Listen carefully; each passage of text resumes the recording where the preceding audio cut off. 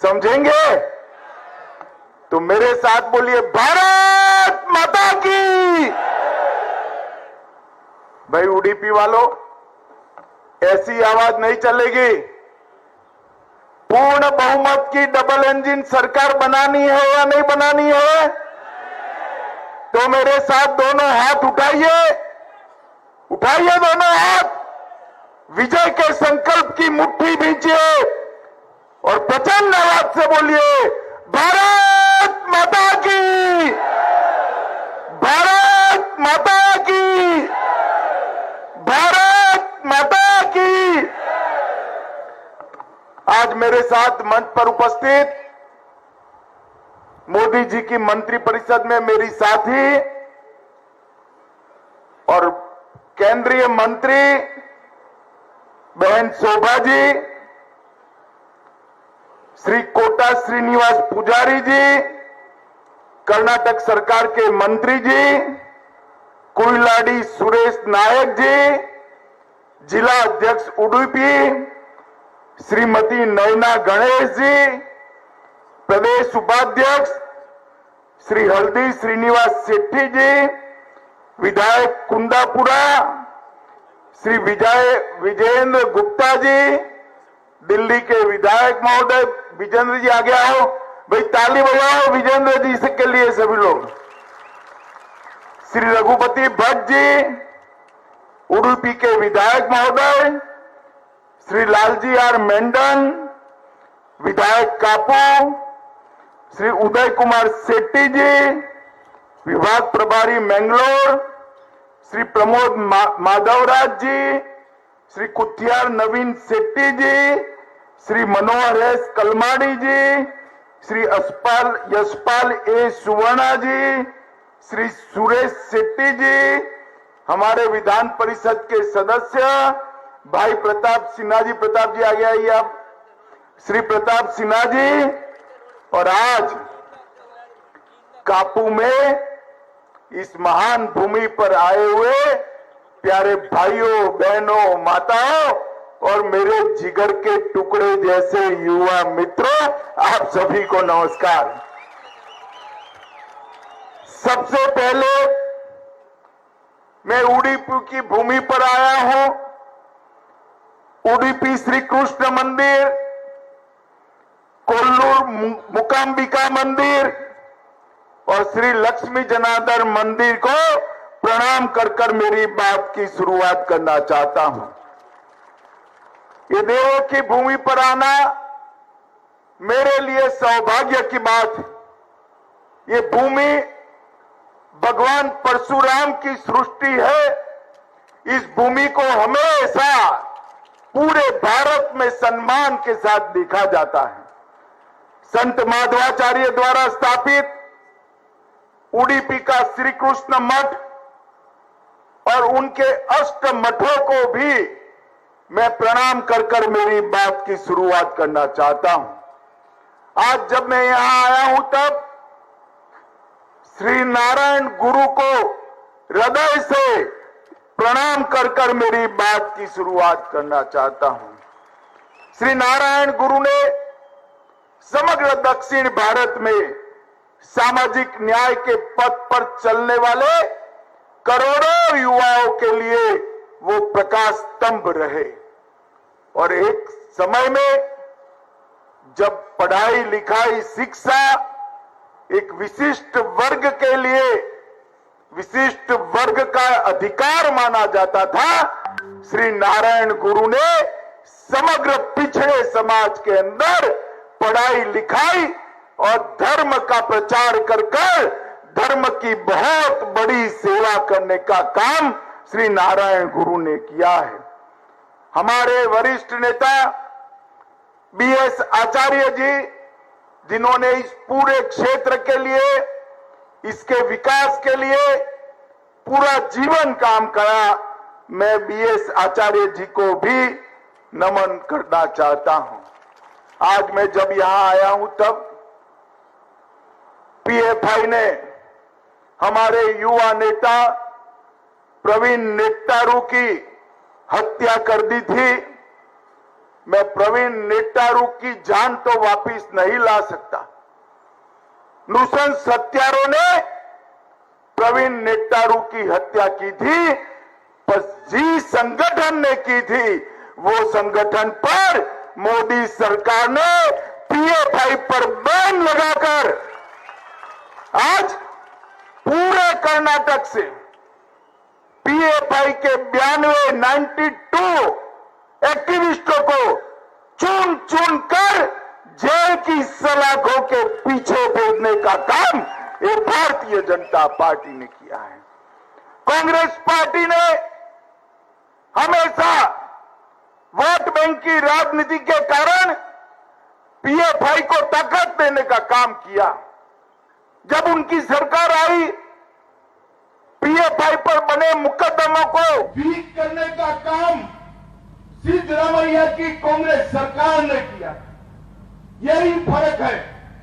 उडुपी वालों, भारतीय जनता पार्टी और Congress party vote bank के लिए देश की सुरक्षा को ताक पर रख सकती है। Bharatiya Janata party vote bank की राजनीति में नहीं मानती। हम किसी से नहीं डरते हैं। हमने पीएफआई पर बैन लगाकर दक्षिण भारत को सुरक्षित करने का काम किया। और मित्रों, ये चुनाव जो हमारे प्रत्याशियों को एमएलए बनाने का चुनाव, हमारे प्रत्याशियों को एमएलए बनाने का चुनाव नहीं है, मंत्री बनाने का चुनाव नहीं है। जब आप कमल के निशान पर बटन दबाइए, तब ऐसा मत सोचिएगा कि हमारे प्रत्याशियों को एमएलए, मंत्री, मुख्यमंत्री बनाने के लिए कमल को वोट दे रहे हैं। आपका कमल को एक वोट कर्नाटक के भविष्य को सुनिश्चित करने वाला वोट है, कर्नाटक को सुरक्षित करने वाला वोट है। दक्षिण कर्नाटक को अगर कोई सुरक्षित कर सकता है तो केवल और केवल भारतीय जनता पार्टी कर सकती है और कोई नहीं कर सकता है। माताओं, भाइयों, बहनों, एक और मोदी जी के नेतृत्व में डबल इंजन सरकार है, तो दूसरी ओर राहुल बाबा के नेतृत्व में एक रिवर्स गियर सरकार है। Reverse gear. मुझे बताओ उडुपी वालों, डबल इंजन सरकार चाहिए या रिवर्स गियर सरकार चाहिए? जोर से बोलिए, डबल इंजन सरकार चाहिए या रिवर्स गियर? डबल इंजन सरकार लानी है तो कमल के निशान पर बटन दबाइएगा। और आपका कमल का एक वोट न केवल कर्नाटक के अंदर डबल इंजन सरकार लाएगा, कर्नाटक के अंदर तो डबल इंजन सरकार लाएगा ही लाएगा। 2024 में फिर से एक बार मोदी जी को प्रधानमंत्री बनाने का काम भी करेगा। उडुपी वालों, बताओ भाई, एक बार वोट देने से दो काम होते हैं, तो करना चाहिए या नहीं करना चाहिए? जोर से बोलो, करना चाहिए या नहीं करना चाहिए? आप एक ही बार कमल को वोट दोगे, बीजेपी का सीएम बनेगा, कर्नाटक सुरक्षित होगा, कर्नाटक विकसित होगा और साथ में 24 में मोदी जी भी प्रधानमंत्री बनेंगे। तो एक ही काम करने से दो फायदे होते हो। तो पूरे कर्नाटक की जनता को मैं कहने आया हूं कि आप कर्नाटक में डबल इंजन की सरकार बनाइए। ये कांग्रेस पार्टी तुष्टीकरण की राजनीति कर न केवल पीएफआई को बढ़ावा दिया, ढेर सारे बम धमाकों के केस को ढंग से जांच नहीं की।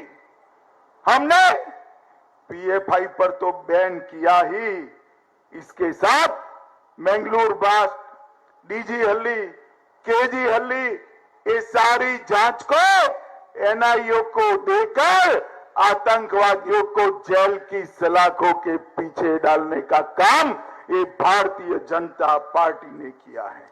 हमने 23 केसों को एनआईओ को दे दिया और मोदी जी की टेररिज्म के खिलाफ जो जीरो टॉलरेंस की नीति है, इसको कर्नाटक के अंदर पहले येदुरप्पा जी और फिर बोम्मई जी ने जमीन पर उतारने का काम भारतीय जनता पार्टी की सरकार ने किया है।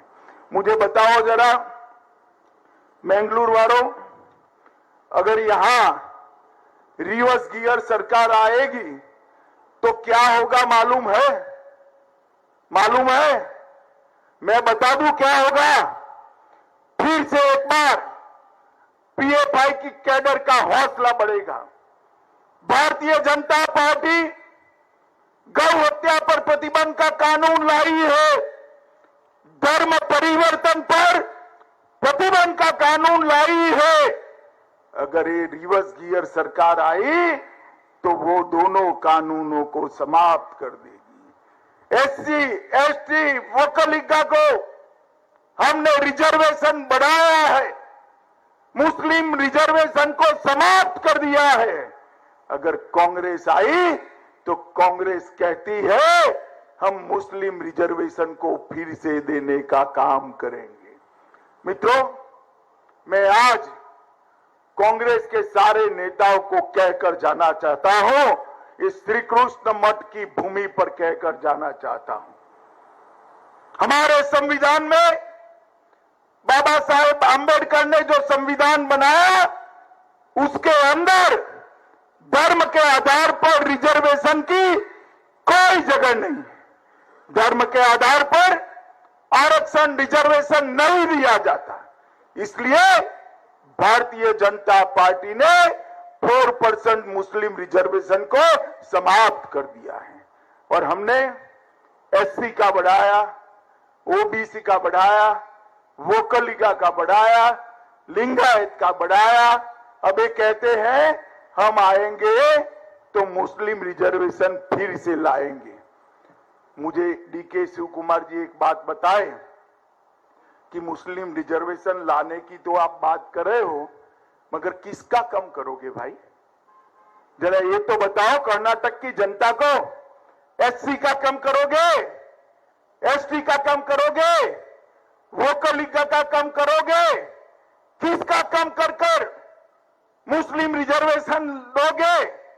मैं आज स्पष्ट कहकर जाता हूं, ना आपकी सरकार बनने वाली है, ना हम मुस्लिम रिजर्वेशन वापिस लाने वाले हैं। यहां पर भारतीय जनता पार्टी की सरकार बनेगी और मुस्लिम रिजर्वेशन को हम आने नहीं देंगे। ये भारतीय जनता पार्टी का संकल्प है।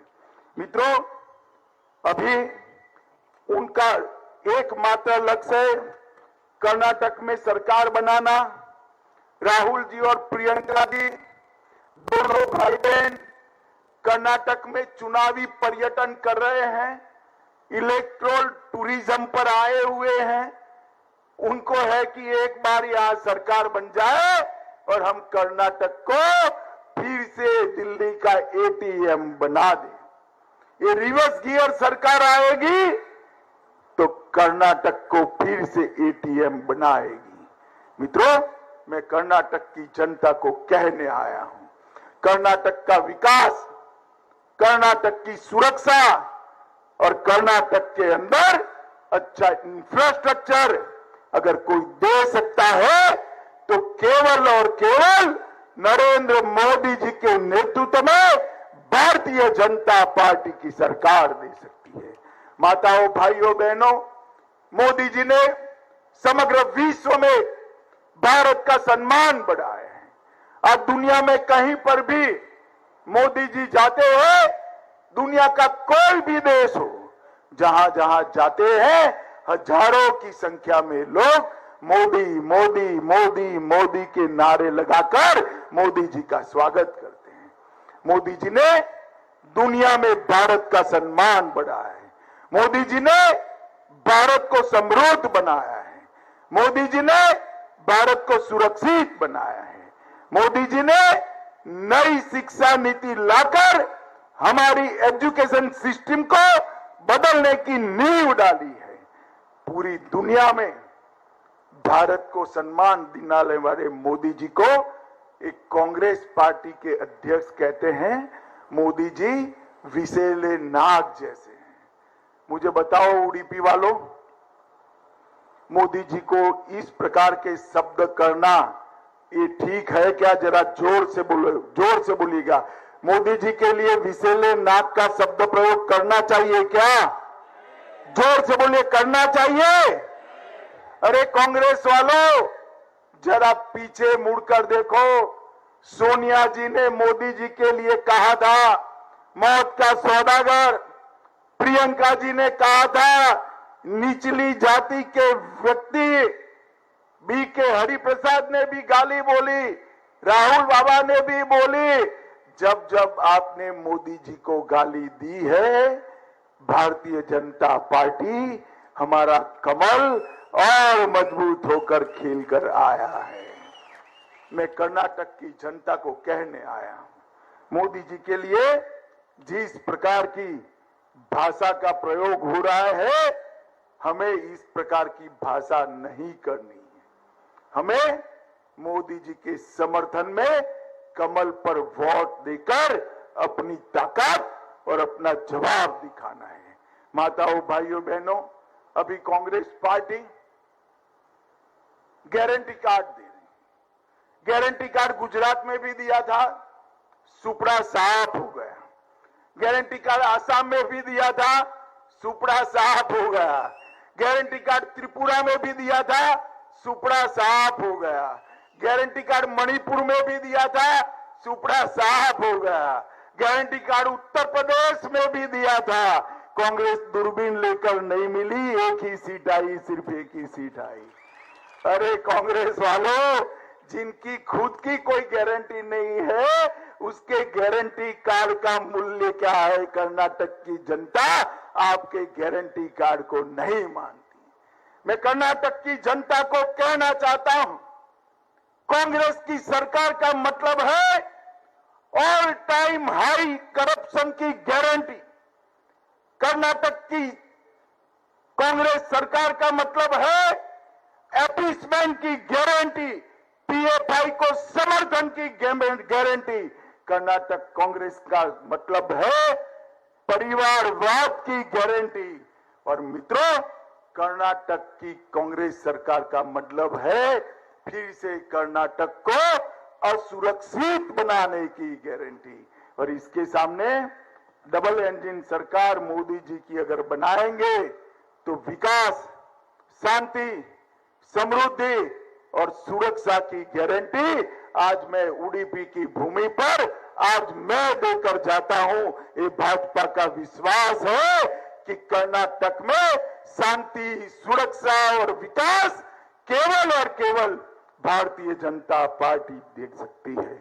मित्रों, मोदी जी ने सिर्फ 9 साल में हमारे देश की इकोनॉमी 11th प्लेस पर थी, इसको 5th प्लेस पर लाया है।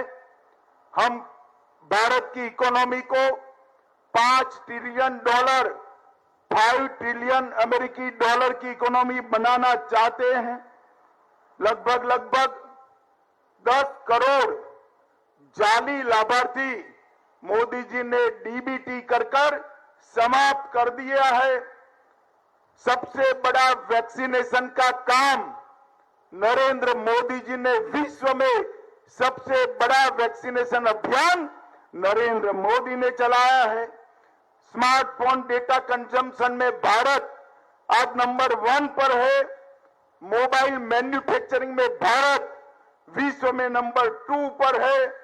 एविएशन मार्केट में विश्व में 3रे नंबर पर है। ऑटोमोबाइल मार्केट में विश्व में 3रे नंबर पर है। स्टार्टअप में विश्व में 3रे नंबर पर है और रिन्यूएबल एनर्जी में विश्व में 4थे नंबर पर है। कांग्रेस वालों, सोनिया मनमोहन की सरकार 10 साल रही, आपने क्या किया इसका हिसाब किताब लेकर आइए और हमारे 9 साल के साथ कंपेयर कीजिए। आपके 7 साल एक और मोदी जी के 9 साल एक और, हमारा पलड़ा भारी रहने वाला है। माताओं, भाइयों, बहनों, मुझे बताओ जरा उडुपी वालों, अयोध्या में प्रभु श्री राम का मंदिर बनना चाहिए या नहीं बनना चाहिए? जोर से बोलिए अंत तक। अयोध्या में प्रभु श्री राम का मंदिर बनना चाहिए या नहीं बनना चाहिए? ये कांग्रेस पार्टी 70 साल से राम मंदिर के प्रश्न को अटका रही थी, लटका रही थी, भटका रही थी। मोदी जी ने कोर्ट का जजमेंट लाया और कोर्ट का जजमेंट आते ही राम मंदिर की नींव रखने का काम मोदी जी ने कर दिया। और मैं कहकर जाता हूं 2024 में अयोध्या में उसी जगह जहां प्रभु श्री राम का जन्म हुआ था, वहीं पर श्री राम का भव्य मंदिर बनने का काम समाप्त हो जाएगा। मोदी जी ने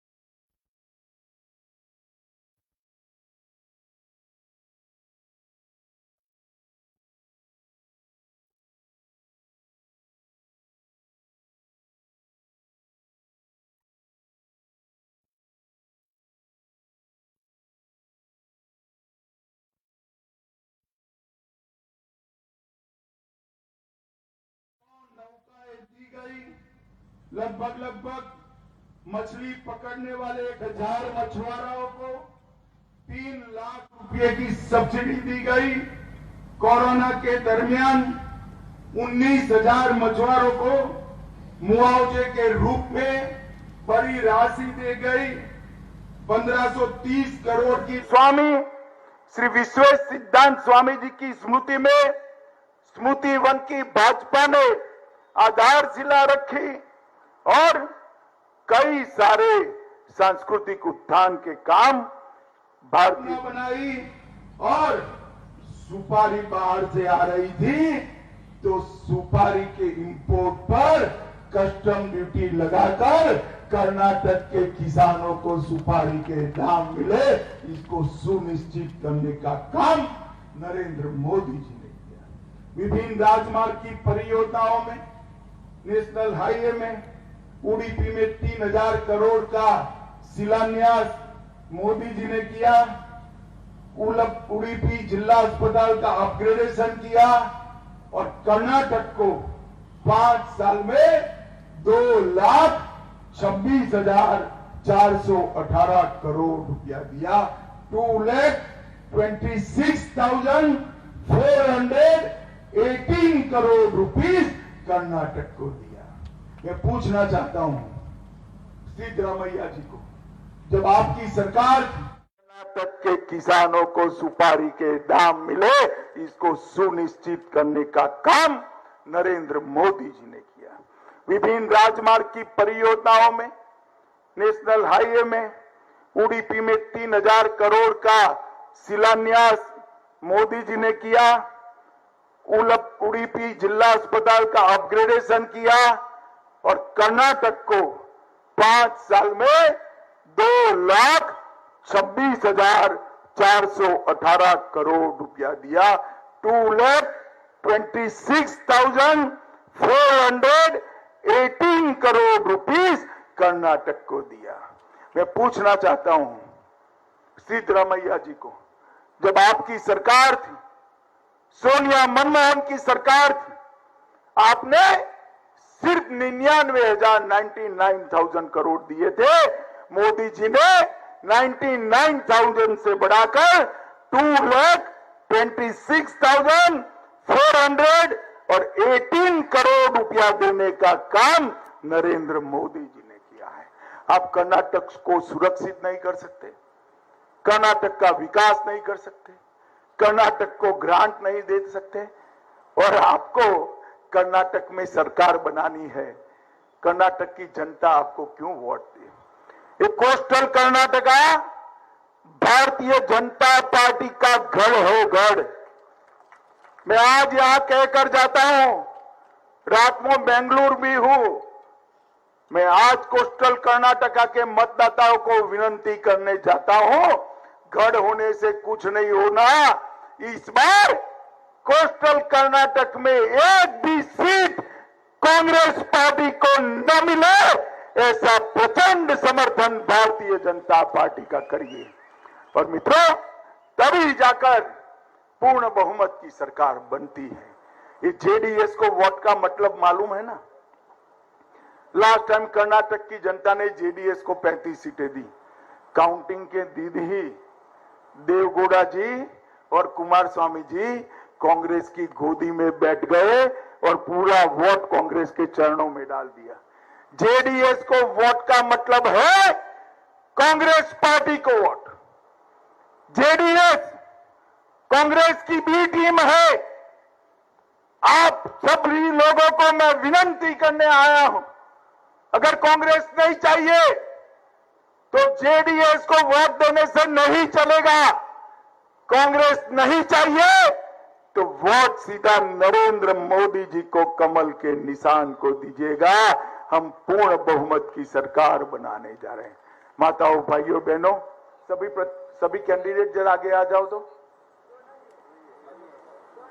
दोनों, हमारे दोनों कैंडिडेट आपके आशीर्वाद के लिए जरा जोर से ताली बजाकर आशीर्वाद दीजिए उनको।